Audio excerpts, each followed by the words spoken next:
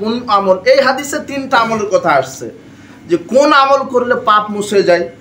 এখানে আসছে কষ্ট করে ওযু করা পরিপূর্ণভাবে, অধিক ধাপে মসজিদে যাওয়া, আর এক সালাত আদায় করে আরেক সালাতের জন্য অপেক্ষা করা। তাহলে এটা কত ফজিলতপূর্ণ আমল। আরও তো অনেক আমল আছে যে পাপ মুছে যায়। এই হাদিসটা ইবারত করলে আরও অনেক হাদিস আমাদের চোখে পড়ে কি কি আমল করলে পাপ মুছে যায়। হজ করলে ওইভাবে আল্লাহ তাকে নিষ্পাপ করেন, হজ কবুল হলে যেভাবে মা তাকে কি করেছিল, প্রসব করেছিল। তাহলে হজ করলে পাপ মুছে যায়। হিজরত করলে আল্লাহ পাপকে মুছে দেন। ইসলাম কবুল করলে বিগত যত পাপ সব পাপকে আল্লাহ মুছে দেন। এগুলি মানে পাপ মোচনকারী আমল, মানে ইসলাম কবুল করাটাও একটা আমল। হজ করা, হিজরত করা, দান করা, দান করলে ওইভাবে পাপকে মুছে দেন, নিভিয়ে দেন যেভাবে পানি আগুনকে কি করে।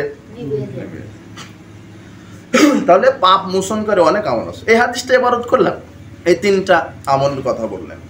তো কেমন ভাবে? মুআয বিন জাবাল রাদিয়াল্লাহু তাআলা আনহু বলছেন যে রাসূল সাল্লাল্লাহু আলাইহি ওয়াসাল্লাম বললেন, আল্লাহ সুবহানাহু ওয়া তাআলা আমাকে বলছেন, ইয়া মুহাম্মদ হাল তাদরি ফিমা ইয়াকতাসিমুল মালাউল আলা, তুমি কি জানো যে ওই যে ওপরে বড় বড় শীর্ষস্থানীয় যারা বড় বড় ফেরেশতা, জিবরাইল, মিকাইল, মালাকুল মউত, আরও যারা বড় বড় ফেরেশতা, এরা মানে একটু আলোচনা করছে উপরে, আকাশের উপরে। কি আলোচনা করছে এটা কি তুমি জানো? তখন রাসূল সাল্লাল্লাহু বলছেন, হ্যাঁ না আমি জানি। ফিল কাফারাত, তারা মানুষ যে আমল করলে আল্লাহ পাপ ক্ষমা করে দিবেন সেই আমল সম্পর্কে তারা ফজিলতপূর্ণ বয়ান আলোচনা তারা করছেন। আর কাফারাত কি? ওই যে ইসবাগুল উদুই ফিল মাকারিহে, ফেরেশতারা আকাশে আলোচনা করছেন যদি যমনবাসী কষ্ট সহকারে ওযু করে, ওয়াল মাশিউ আলাল আকদামি ইলাল জামাত, ফেরেশতারা বড় বড় ফেরেশতারা আলোচনা করছেন এটা যে যদি জমিনবাসীরা কষ্ট করে ওযু করে, জমিনবাসীরা যদি অধিক ধাপ দিয়ে মসজিদে গমন করে, ইসবাগুল উযুই ফিল মাকারিহে, এবং কষ্ট সহকারে যদি ওযু করে, তাহলে কি হবে? আশা বি খায়রিন ওয়া মাতা বি খায়রিন, ফেরেশতারা আলোচনা করছেন এই বিষয়। তাহলে তাদের বেঁচে থাকা আল্লাহ কল্যাণকর করবেন, মারা যাওয়া আল্লাহ কল্যাণকর করবেন। ওয়া কানা মিন খাতিয়াতিহি কায়াউমিন ওয়ালাদাতু উম্মুহু, আর এই তিনটা কাজ যদি করে, এক অধিক ধাপে মসজিদে যায়, দুই সালাতের পরে মসজিদে বসে একটু তাসবিহ তাহলিল কোরআন তেলাওয়াত জিকির আজগার করে, তিন কষ্ট সহকারে পরিপূর্ণভাবে ওযু করে, এই তিনটা আমল যদি করে তাহলে আল্লাহ তাকে সেই দিনের মতো নিষ্পাপ করবেন যেই দিন তার মা তাকে প্রসব করেছিল। বড় বড় ফেরেশতারা আলোচনা করছেন। এটা আল্লাহ আবার বলছেন মুহাম্মদ সাল্লাল্লাহু আলাইহি ওয়াসাল্লাম, আপনি কি জানেন যে তারা কি বিষয় আলোচনা? তো মুহাম্মদ সাল্লাল্লাহু আলাইহি ওয়াসাল্লাম বলে দিলেন, হ্যাঁ আমি তো জানি তারা এই তিনটা বিষয় আলোচনা করছে। তাহলে তাদের পাপকে এভাবে ক্ষমা করে দেওয়া। তবে আরেকটা বিষয় তারা আলোচনা করছে, ওয়াদ দারাজাত, তারা মর্যাদা, কোন কোন আমল করলে আল্লাহ মর্যাদা বৃদ্ধি করে দেন সে সম্পর্কেও তারা আলোচনা করছেন। কি? ইতামুত তাআম, যে ব্যক্তি অভুক্তকে খাদ্য খাওয়ায় আল্লাহ তার মর্যাদা বৃদ্ধি করে দেন। ইফশাউস সালাম, যে ব্যক্তি পরিচিত অপরিচিত সকলকে সালাম দেয় আল্লাহ তার মর্যাদা বৃদ্ধি করে দেন। এই জন্য আমরা সবসময় বেশি বেশি সালাম প্রচলন করব। হাদিসের একটা শিষ্টাচার আছে শরীয়তের, বড় ছোটরা বড়দেরকে সালাম দিবে, হ্যাঁ, পায়ে হাঁটা লোক বসা ব্যক্তিকে সালাম দিবে, দ্রুতগতি সম্পন্ন লোক ধীরগতি সম্পন্ন লোককে সালাম দিবে। আর একটা হাদিস আসছে, আল্লাহর কাছে সবচেয়ে ওই ব্যক্তি প্রিয় যে আগে কি দেয়। রাসূল সাল্লাল্লাহু আলাইহি ওয়াসাল্লাম বালকদের সামনে দিয়ে যাচ্ছেন, বালকদেরকে সালাম দিয়েছেন। আর আমাদের এমন ভাব যে আমি প্রিন্সিপাল মানুষ, আমি পরিচালক সাহেব, আমি দাওরা পাস, আমি মাদানি, হ্যাঁ, আমি অমুক ডিগ্রিধারী, আমি ইঞ্জিনিয়ার, আমি জজ, আমি সচিব, আমি অমুক প্রতিষ্ঠানের প্রধান, আমি কেন আগে সালাম দিব? আমার যারা অধীনস্থ তারা আমাকে সালাম দিব। ভাবটা এরকম না এখন মানুষের? এরা তো অহংকারী। সবচেয়ে আল্লাহর নিকট আল্লাহ ওই ব্যক্তিকে পছন্দ করেন, মানে আহাব্বু শব্দ আসছে ভালোবাসেন। আল্লাহ ওই ব্যক্তিকে ভালোবাসেন আবদাউ বিস সালাত, যে আবদাউ বিস সালাম, যে ব্যক্তি আগে কি দেয়? সালাম দেয়। আসসালামু আলাইকুম ওয়া রাহমাতুল্লাহি ওয়া বারাকাতুহু। জবাবে বলবেন ওয়া আলাইকুমুস সালাম ওয়া রাহমাতুল্লাহি ওয়া বারাকাতুহু। তাহলে আরেকটা কি, আসসালাতু বিল্লাইল ওয়ান নাসু নিয়াম, মানুষ যখন ঘুমিয়ে থাকে তখন যারা সালাত আদায় করে রাত্রের সালাত, তাহলে তিনটা আমল করলে মর্যাদা বৃদ্ধি হয়। তাহলে একটা হলো কি হলো, অভুক্তকে খাদ্য খাওয়ানো। মর্যাদা বৃদ্ধি করবেন কি করলে, তাহলে অভুক্তকে খাদ্য খাওয়ানো। আর কি, পরিচিত অপরিচিত ছোট বড় সকলকে কি দেওয়া, সালাম। আর একটা হচ্ছে রাত জেগে সালাত আদায় করা, রাত্রের সালাত, কিয়ামুল লাইল, তাহাজ্জুদ যেটাই বলেন, তাহলে আল্লাহ মর্যাদা বৃদ্ধি করে দিবেন। আবু হুরায়রা রাদিয়াল্লাহু তাআলা আনহু তিনি বলছেন, রাসূল সাল্লাল্লাহু আলাইহি ওয়াসাল্লাম বলেছেন, ইযা তাওয়াজ্জাল আব্দুল মুসলিম আউল মুমিন, যে কোনো মুসলিম অথবা মুমিন যদি ওযু করে, গাসালা ইয়াদাইহি, যখন সে হাত ধৌত করে, খারাজি মিন ইয়াদাইহি কুল্লু খাতিয়াতিন, হাতের যত পাপ সব পাপ, মাআল মায়ে আও মা আখিরি কাতরিল মায়ে, যখন কোনো মুমিন ব্যক্তি ওযু করে, ওযু করার সময় হাত ধৌত করে, তখন তার হাতের সব পাপ পানির সাথে অথবা পানির শেষ ফোঁটার সাথে হাতের সব পাপ ঝরে পড়ে যায়। ওয়াইদা গাসালা ওয়াজহাহু, যখন মুখমণ্ডল ধৌত করে, খারাজা মিন ওয়াজহি কুল্লু খাতিয়াতিন, তখন তার মুখমণ্ডল থেকে পানি, মুখমণ্ডল থেকে পাপ পানির সাথে অথবা পানির শেষ ফোঁটার সাথে মুখমণ্ডলের সব পাপ ঝরে পড়ে যায়। এরপরে কি, ওয়াইদা গাসালা রিজিলাইহি, যখন মানুষ তার দুই পা ধৌত করে, খারাজাত কুল্লু খাতিয়াতিন মাসাতহা রিজিলাহু, দুই পা চলতে গিয়ে যত পাপ করেছে, মাল মায়ে আও মা আখিরি কাতরিল মায়ে, পানির সাথে অথবা পানির শেষ ফোঁটার সাথে দুই পায়ের সব পাপ ঝরে পড়ে যায়। হাত্তা তাখরুজা নাকিয়াম মিনাজ যুনুব, এইভাবে পাপ ঝরতে ঝরতে ঝরতে এক সময় সে পাপ থেকে পরিচ্ছন্ন পরিষ্কার হয়ে যায়। তাহলে ওযুর কত গুরুত্ব। আব্দুল্লাহ সুনাবিহি রাদিয়াল্লাহু তাআলা আনহু বলছেন, রাসূল সাল্লাল্লাহু আলাইহি ওয়াসাল্লাম বলেছেন যে, ইযা তাওয়াদ্দাল আব্দুল মুমিন, মুমিন যখন ওযু করে, ফামাদমাদা খারাজাতিল খাতিয়া মিন ফিহি, ওযু করতে গিয়ে যখন কুলি করে, মুখের সব পাপ ওই কুলির পানির সাথে, পানি বের হয়ে গেল দেখতে পাচ্ছ, কিন্তু ওটা পাপ বের হয়ে গেল। তাহলে ওযুর কত গুরুত্ব। ওই দাস্তানসার, যখন নাক পরিষ্কার করে, এই যে নাক, এই জন্য ওযুর পদ্ধতিতে আমরা বলেছিলাম একই সাথে মুখে এবং নাকে পানি দিতে হবে। এক চুল্লু পানি নিয়ে মুখে দিবেন, তার ওই অল্প একটু রেখে দিবেন, ওটা নাকে ওই একই সাথে দিয়ে দিবেন। আপনি 9 মাস ট্রেনিং করতে পারেন পুলিশের চাকরি করতে, আর এটা এই ট্রেনিং দিতে পারেন না। অনেকে বলে এটা হয় না, তো হবে না মানে, আপনি 6 মাস ট্রেনিং দিতে পারেন, আপনি 12 বছর ট্রেনিং দিতে পারেন, আপনি 6 বছর 2 বছর পিএইচডি ট্রেনিং নিতে পারেন, আপনি এমবিবিএস ডাক্তারের ট্রেনিং নিতে পারেন। দুনিয়াতে 90-60 বছর বাঁচবেন, বেতন তুলবেন আর খাবেন। এই জন্য তো পরকালে যে জান্নাত, সর্বশেষ ব্যক্তিকে যেই জান্নাত আল্লাহ দিবেন, সেটা 10 আকাশ 10 জমিনের সমান। তো সেই জান্নাতের জন্য একটু আমলের ট্রেনিং দিতে পারেন না। নাকে পানি দেওয়া শিখেন, একই মুখে অর্ধেক, মুখে এবং নাকে, নাক ঝাড়বেন। এই যে রাসূল সাল্লাল্লাহু আলাইহি ওয়াসাল্লাম বলছেন, ইদাস্তানফাত খারাজাতিল খাতা মিন আনফিহি, যখন নাক ঝাড়ে তখন নাকের ভিতরে সব পাপ কি হয়ে যায়, পড়ে যায়, ঝরে যায়। এভাবেই যখন আল্লাহ রাসূল বলছেন, যখন হাত ধৌত করে, এই হাদিসে একটু বিস্তারিত রাসূল বলছেন, যখন হাত ধৌত করে, খারাজাতিল খাতা মিন ইয়াদাইহি, হাতের পাপ তো ঝরে ঝরে, হাত্তা তাখরুজা মিন তাহতি আযফারিহি ইয়াদাইহি, তার হাতের যে নখ আছে, নখের ভিতরের পাপও ঝরে পড়ে যায়।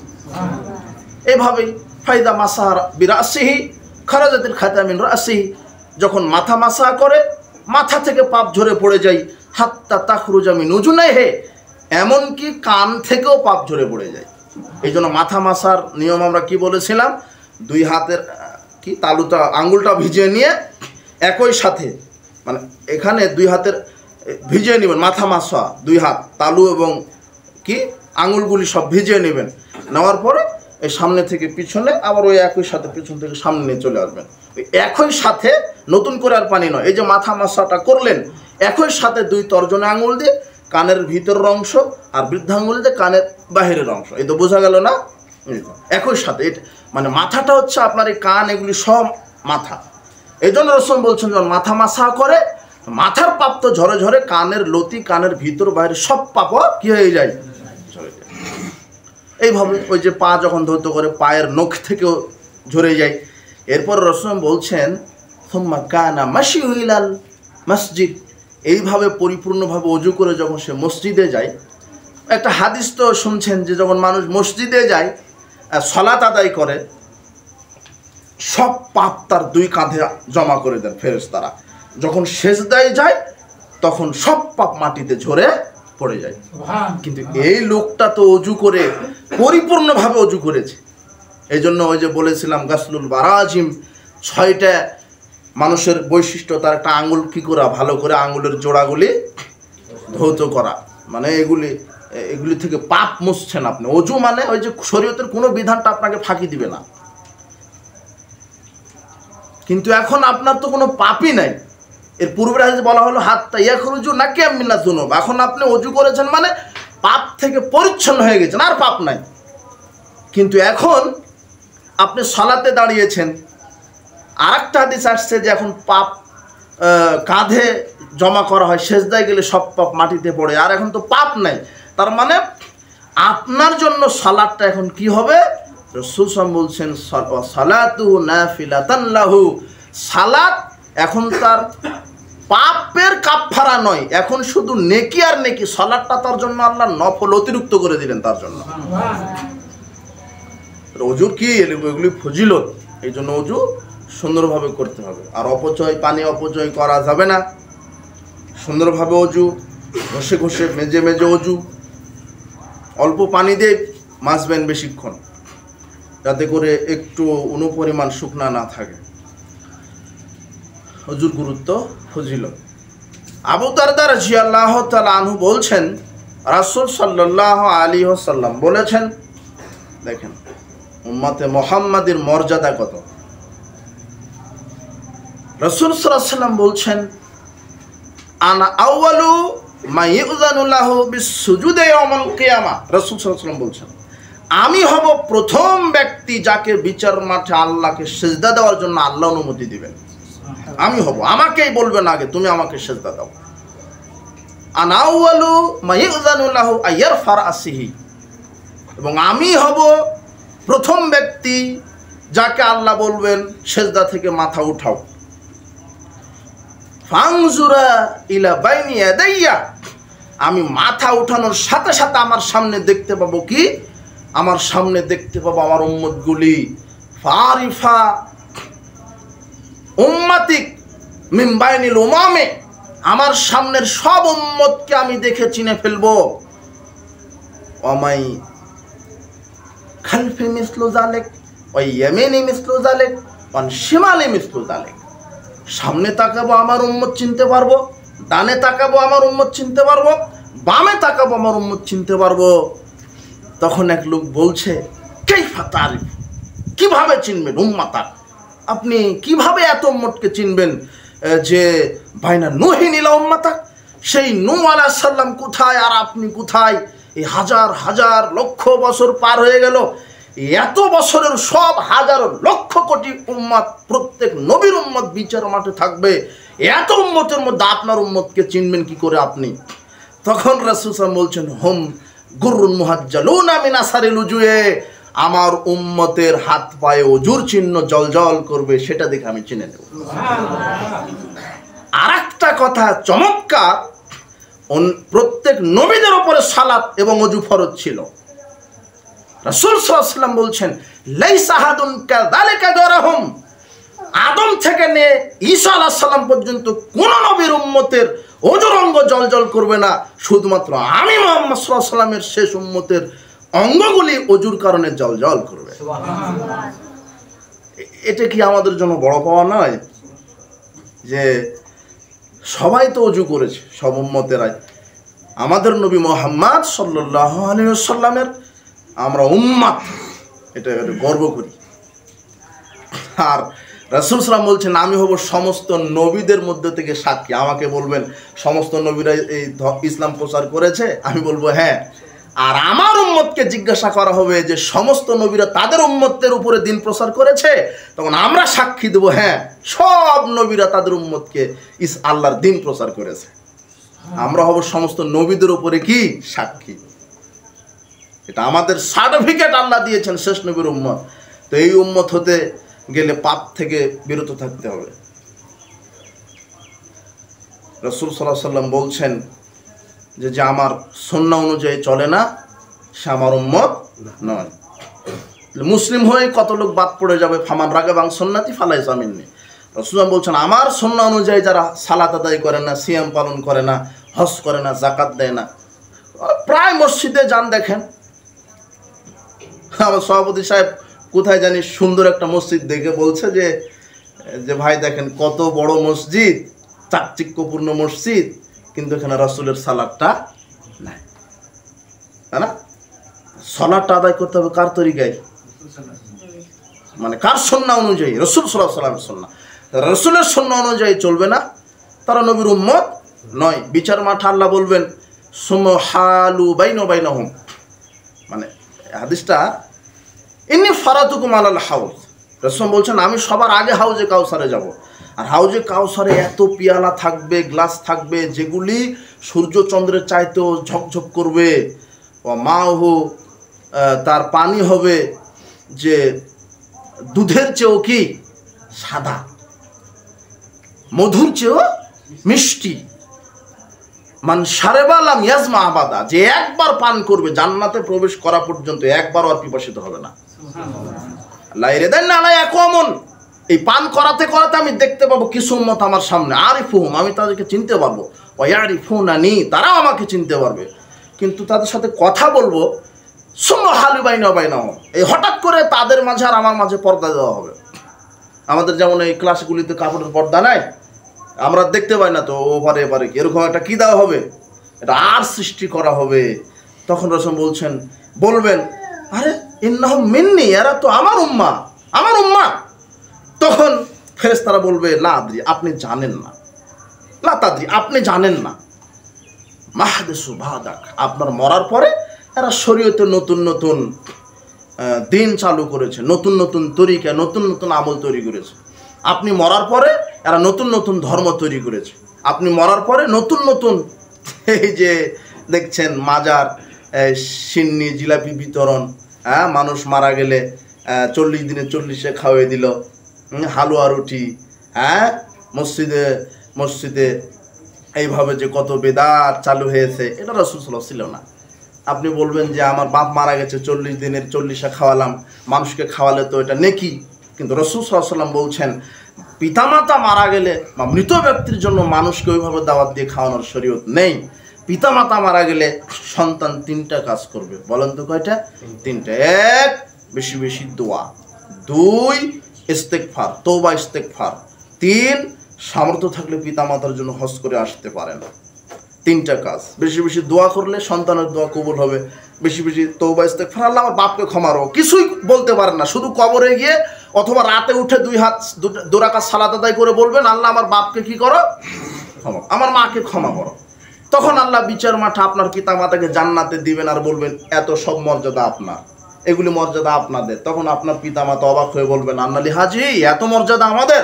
তো হ্যাঁ, ইস্তেগফার ওয়ালাদিকা লাক, ওই যে পৃথিবীতে সৎ সন্তান রেখে এসেছিলে তারা তোমার জন্য বেশি বেশি ইস্তেগফার পাঠ করেছে, তাই আমি তোমাদের মর্যাদা জান্নাতে বহুগুণ বাড়িয়ে দিয়েছি। কই আল্লাহ বললেন না তো 40 দিনে সবাইকে দাওয়াত দিয়ে খাইয়ে দিয়েছে, বলেছে কি বেশি বেশি কি পাঠ করেছে? আর এমন সন্তান রেখে যাচ্ছেন দুনিয়াতে, ও ইস্তেগফারই পাঠ করতে শিখেনি, ও হুজুর ভাড়া করে আনে, আর 40 দিনে 10,000 মানুষকে খাওয়ালেন, 9,000 লোকই বেনামাজি। আর মুহাম্মদ সাল্লাল্লাহু আলাইহি ওয়াসাল্লাম বলছেন লা তুসাইবিল্লা মুমিনান, মুমিন ছাড়া কাউকে বন্ধু বানায় না, ওয়ালা ইয়াকুল তামাকা ইল্লা তাকিউন, আর পরহেজগার লোককে ছাড়া দাওয়াত দিয়ে ভাত খাওয়ায় না, এটা মুহাম্মদ সাল্লাল্লাহু আলাইহি ওয়াসাল্লাম বলছেন। তো বেনামাজি পরহেজগার নাকি? যে মারা গেলে জানাজাই হবে না, জানাজা নাই, কাফন নাই, বেনামাজি মানে ও পশু প্রাণীর যে খারাপ, তার বেনামাজিকে দাওয়াত দিলেন। জি না, হ্যাঁ, বেনামাজি যদি ভিক্ষুক হয়, অসহায় দরিদ্র হয়, বেনামাজি কেন, একজন ইহুদি যদি অসহায় আপনার কাছে হাত পাতে আপনি দিতে পারেন। কেউ যদি অসহায় আপনাকে ভিক্ষা চাই দেন, কিন্তু যাকে সম্মান করে দাওয়াত দিয়ে খাওয়াবেন তাকে কি হতে হবে? নামাজি হতে হবে। বেনামাজিকে দাওয়াত দিয়ে খাওয়ানো কি হারাম? হারাম। জায়েজ না জায়েজ বার কি বেনামাজি তো ওর জানা যাবে না, গোসল হবে না, মরে গেলে পুঁতে রাখতে হবে কুকুরের মতো। এত খারাপ, সবচাইতে খারাপ প্রাণী বেনামাজি। এর চাইতে নিকৃষ্ট প্রাণী পৃথিবীতে। ও বলছে ও অজুই জানে না, বাপ মারা গেছে খাইয়ে দিলে, ভালোভাবে বলছে যে 10,000 লোককে খাইয়ে দিয়েছে। তাহলে বেশি বেশি দোয়া, আল্লাহ আমার বাপকে কি করো, ক্ষমা করো। রব্বির হামহুমা কামা রব্বায়ানি সগীরা, এই দোয়া। এরপর সামর্থ্য থাকলে হজ করেন, 3টে জিনিস পেতেই থাকবে। বলছিলাম যে কোন কথা থেকে, হ্যাঁ, ওই আমাদের জন্য এটা মানে মর্যাদার বিষয় যে আমরা কার উম্মাত, মুহাম্মদ সাল্লাল্লাহু আলাইহি সাল্লামের উম্মাত। কিন্তু বেদাত যদি করি তাহলে উম্মাত থাকতে পারলাম? রাসূলের সুন্নাহ থেকে যদি মুখ ফিরে নি উম্মাত থাকা গেল না? জি না। তাহলে সাবধান। আপনি এটি কি মনে করেন কোন নবীর উম্মাতের এই হাত পাগুলো উজ্জ্বল হবে না, শুধু কার উম্মাতের হবে? এর মধ্যে যদি আপনি আবার বেদাত করেন তাহলে ওই যে হাদিসটা সে এবারতই হয়নি, যখন ফেরেশতারা বলবে আরে লাতাদ্রি, আপনি জানেন না আপনার মরার পরে সব বেদাত দিয়ে এরা সারা পৃথিবী ইসলামের নামে ভুয়া ইসলামেরা চালু করেছে, ভুয়া ইবাদত করেছে। তখন মুহাম্মদ সাল্লাল্লাহু আলাইহি ওয়াসাল্লাম বলবেন সোহকান লেমান গায়্যারা বাদি, হ্যাঁ এখন তোমরা দূর হয়ে যাও। তো সর্বশ্রেষ্ঠ যার সুপারিশ ছাড়া বিচারের মাঠে নাজাত কঠিন, ওই ব্যক্তি যদি বলে দূর হয়ে যাও, আপনার বাঁচার পথ আছে না। এই জন্য সাবধান। তাহলে আমাদের জন্য মর্যাদার বিষয় কি, আমরা রাসূল সাল্লাল্লাহু আলাইহি ওয়াসাল্লামের উম্মাহ। এই জন্য হাফেজ ইবনে কাসির রাহিমাহুল্লাহ বলছেন এক বিদ্যানের উদ্ধৃতি দিয়ে, হাদ আখবারু শারাফিন লিআসহাবিল হাদিস লিআন্না ইমামাহুমুন নবী সাল্লাল্লাহু আলাইহি ওয়াসাল্লাম, যে আল হাদিস যারা কোরআন এবং সহিহ সুন্নাহর অনুসারী, সনিষ্ঠ অনুসারী, যারা সালাফি, এদের জন্য মর্যাদার বিষয় হলো বিচার মাঠে তাদের নেতা হবেন স্বয়ং মুহাম্মদ সাল্লাল্লাহু আলাইহি ওয়াসাল্লাম। সূরা ইসরার বানি ইসরাইল 71 নম্বর আয়াত আল্লাহ বলছেন ইয়াউমা নাদ, তাদের অনুসারীদেরকে ডাকবেন। প্রত্যেক নেতা সহ আপনি দুনিয়াতে যে দল পার্টি করছেন এক একটা নেতাকে তার অনুসারী সহ আল্লাহ ডাকবেন। এই আয়াতের ব্যাখ্যা দিতে গিয়ে বলছেন যে যারা আপনি যে নেতার অনুসরণ করবেন বিচার মাঠে আপনার ওই নেতার পিছনে আপনি থাকবেন, এটা আল্লাহ বলছেন। তো আপনি যদি মুহাম্মদ সাল্লাল্লাহু আলাইহি ওয়াসাল্লামের অনুসরণ করেন তাহলে আপনি কার পিছনে থাকবেন? আল্লাহ তুমি আমাদেরকে কবুল করো। বলছিলাম যে ওজুর যে ফজিলত গুরুত্ব রাসূল সাল্লাল্লাহু আলাইহি ওয়াসাল্লাম আমাদেরকে তার হাদিসের মাধ্যমে জানিয়ে দিয়েছেন। আমরা গুরুত্বপূর্ণ অজু, এই গুরুত্বপূর্ণ ইবাদত এবং ফজিলতপূর্ণ যে আমলটা আমরা সুন্দরভাবে অজু করব। আমরা ধারাবাহিকভাবে অজুর ফজিলত, এরপরে আমরা ইনশাআল্লাহ আবারও বলার চেষ্টা করব যে অজুর পরে 2 রাকাত সালাত, কোথায় কোথায় সালাত, কী কারণে 2 রাকাত সালাত, এভাবে হবে ধারাবাহিকভাবে সালাতের পদ্ধতি। আল্লাহ তুমি আমাদের কবুল করো, আমাদের পাপ ক্ষমা করো।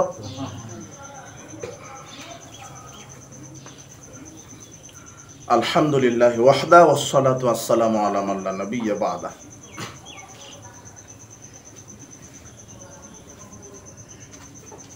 اللهم صل على محمد وعلى ال محمد كما صليت على ابراهيم وعلى ال ابراهيم انك حميد مجيد. اللهم بارك على محمد وعلى ال محمد كما باركت على ابراهيم وعلى ال ابراهيم انك حميد مجيد. ربنا ظلمنا انفسنا وان لم تغفر لنا وترحمنا لنكونن من الخاسرين. ربنا لا تزغ قلوبنا بعد إذ هديتنا وهب لنا من لدنك رحمة إنك أنت الوهاب. ربنا ظلمنا أنفسنا وإن لم تغفر لنا وترحمنا لنكونن من الخاسرين ربنا لا تزغ قلوبنا بعد إذ هديتنا وهب لنا من لدنك رحمة إنك أنت الوهاب ربنا آتنا في الدنيا حسنة وفي الآخرة حسنة وقنا عذاب النار ربنا آتنا في الدنيا حسنة وفي الآخرة حسنة وقنا عذاب النار ربنا تقبل منا إنك أنت السميع العليم وتب علينا إنك أنت التواب الرحيم سبحان ربك رب العزة عما يصفون وسلام على المرسلين والحمد لله رب العالمين وصلى الله على النبي